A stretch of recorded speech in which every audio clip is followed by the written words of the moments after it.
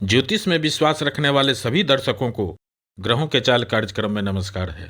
इस वीडियो में जानेंगे धनु राशि के जातकों के लिए बृहस्पति ग्रह वक्री होकर अगले 4 महीने तक पंचम भाव में किस तरह के परिणाम देंगे।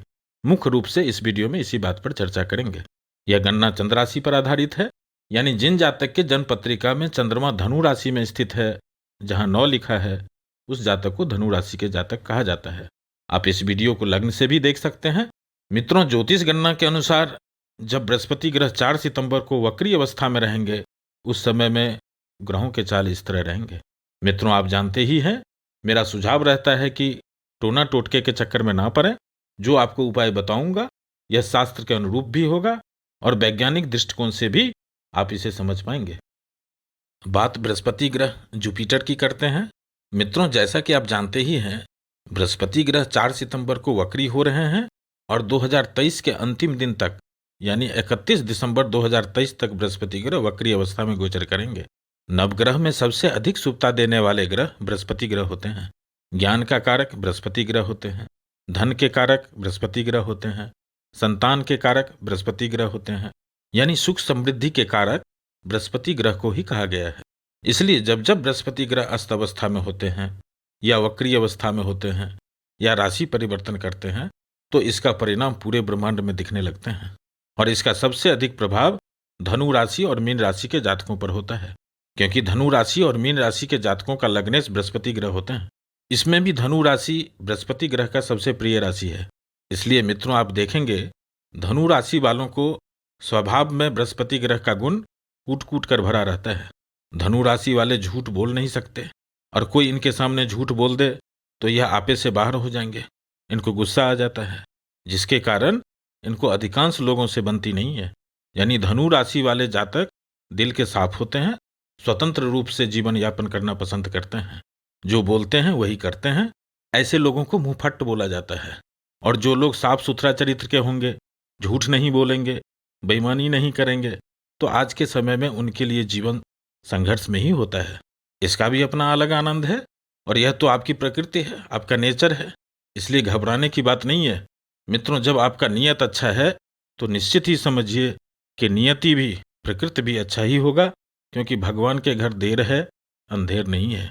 धनु राशि वालों को लगभग 9 साल से स्ट्रगल करना पड़ रहा है, और इस समय में भी यह समय का विडंबना ही कहिए कि 12 साल के बाद भी पंचम भाव में जो बृहस्पति ग्रह का गोचर हो रहा है, और इसी समय में इस भाव में राहु है, केतु और शनि ग्रह की दृष्टि है। अब आप खुद ही समझ सकते हैं कि जब एक शुभ ग्रह पर राहु, केतु और शनि ग्रह की दृष्टि हो तो उनके शुभ परिणाम नहीं के बराबर देखने को मिलेंगे। और ऐसा ही हो रहा है धनु राशि वालों के लिए, और इसका परिणाम आप खुद देख ही रहे हैं। चक्का जाम की स्थिति बनी हुई है। अभी बृहस्पति ग्रह धनु राशि वालों के लिए पंचम भाव से गोचर कर रहे हैं। बृहस्पति ग्रह का यह गोचर 30 अप्रैल 2024 तक रहेगा।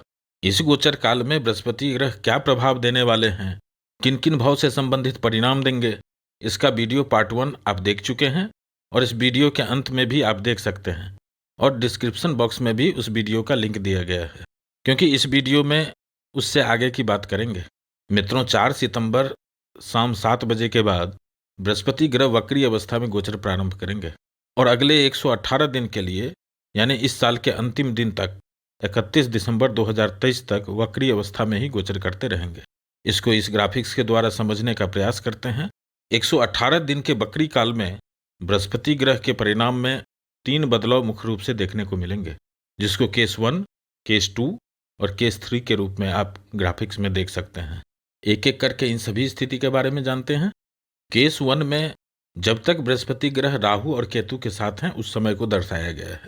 4 सितंबर को जब बृहस्पति ग्रह वक्री अवस्था में गोचर प्रारंभ करेंगे, उस समय में बृहस्पति ग्रह 21 डिग्री के हैं, और 30 अक्टूबर तक बृहस्पति ग्रह राहु केतु के प्रभाव में रहेंगे। इस कालखंड में बृहस्पति ग्रह मजबूत स्थिति में है। किसी भी ग्रह के लिए यही वह स्थिति होता है जब वह सबसे अच्छे परिणाम देते हैं, सबसे अधिक परिणाम देते हैं, यानी जिसको पीक टाइम कहते हैं। लेकिन राहु, केतु और शनि ग्रह के प्रभाव में रहने के कारण अभी भी, खास करके सितंबर के महीने में, कुछ अच्छे बदलाव होते हुए, कुछ नए बदलाव होते हुए नहीं देखेंगे। हाँ, लेकिन यह बृहस्पति ग्रह जो पिछले कुछ समय से नौकरी में, व्यापार में किसी से कोई बात चल रही थी, कोई डील चल रहा था, और अभी तक कुछ खास निराकरण पर नहीं आ पहुंचा था, क्लियर डिसीजन निकल कर नहीं आ रहे थे, तो इस कालखंड में आपको यह क्लियर करने वाले हैं बृहस्पति ग्रह।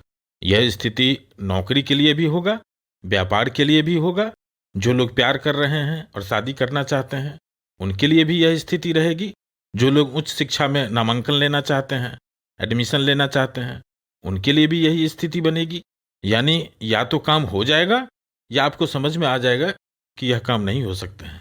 यह आपका डालिमा द्वंद्व में क्या करें क्या ना करें की जो स्थिति थी उससे निजात मिलेगा, कोई ना कोई ठोस रिजल्ट सामने आएंगे और नए रास्ते खुलेंगे।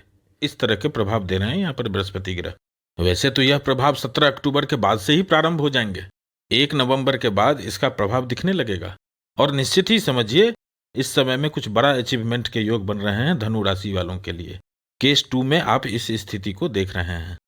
मित्रों, इस कालखंड में जो लोग विवाह करना चाहते हैं, जो लोग संतान के इच्छुक हैं, जो लोग उच्च शिक्षा में पढ़ाई कर रहे हैं, जो लोग शेयर मार्केट से संबंधित क्षेत्र से जुड़े हुए हैं, उनके लिए यह समय 2023 का सबसे अच्छा समय रहने वाला है। जबरदस्त समय रहने वाले हैं। भाग्य का साथ मिलेगा, कार्य में उन्नति पदोन्नति मिलेंगे, यानी एक अलग रुतबा कायम करने वाले हैं यह बृहस्पति ग्रह। और यह प्रभाव 15 नवंबर से 25 नवंबर तक प्रभावी रूप से देखने को मिलेंगे। उसमें भी जो जातक धनु राशि के हैं और उत्तराषाढ़ा नक्षत्र में उनका जन्म हुआ है उनको सबसे अधिक बदलाव देखने को मिलेंगे, और जिन जातक का जन्म पूर्वाषाढ़ा नक्षत्र में हुआ है उनको इस समय में स्वास्थ्य का और मान सम्मान का खास करके ध्यान रखना चाहिए, और जिन जातक का जन्म मूला नक्षत्र में हुआ है उनको लाभ के लिए, आकस्मिक धन के लिए, जमा धन के लिए बेहतर समय रहने वाला है। अब केस 3 की बात कर लेते हैं। तो 25 नवंबर के बाद बृहस्पति ग्रह की स्थिति में एक बदलाव होंगे, जिसका सबसे अधिक शुभ प्रभाव धनु राशि के जातकों में पूर्वाषाढ़ा नक्षत्र वालों को मिलने वाला है। इस समय में पूर्वाषाढ़ा नक्षत्र वालों को दिन दूना रात चौगुना की स्थिति रहने वाली है। यदि आपके लग्न कुंडली में ग्रहों की स्थिति, दशा अंतरदशा की स्थिति थोड़ा भी सपोर्टिव होगा, निश्चित ही समझिए इस समय कार्य क्षेत्र में जय विजय दिलाने वाले हैं। इस तरह के योग बन रहे हैं। और जिनके लग्न कुंडली में दशा अंतरदशा मारक ग्रहों का होगा, पाप ग्रहों का होगा, या फिर उनके लिए निगेटिव प्रभाव देने वाले ग्रहों का होगा, तो यह निगेटिव प्रभाव भी दे सकते हैं। इसलिए थोड़ा सावधान भी रहना चाहिए और वॉच करना चाहिए। समय यदि आपके फेवर में है तो 4-6 मारिए, अन्यथा विकेट बचाए रखना जरूरी है।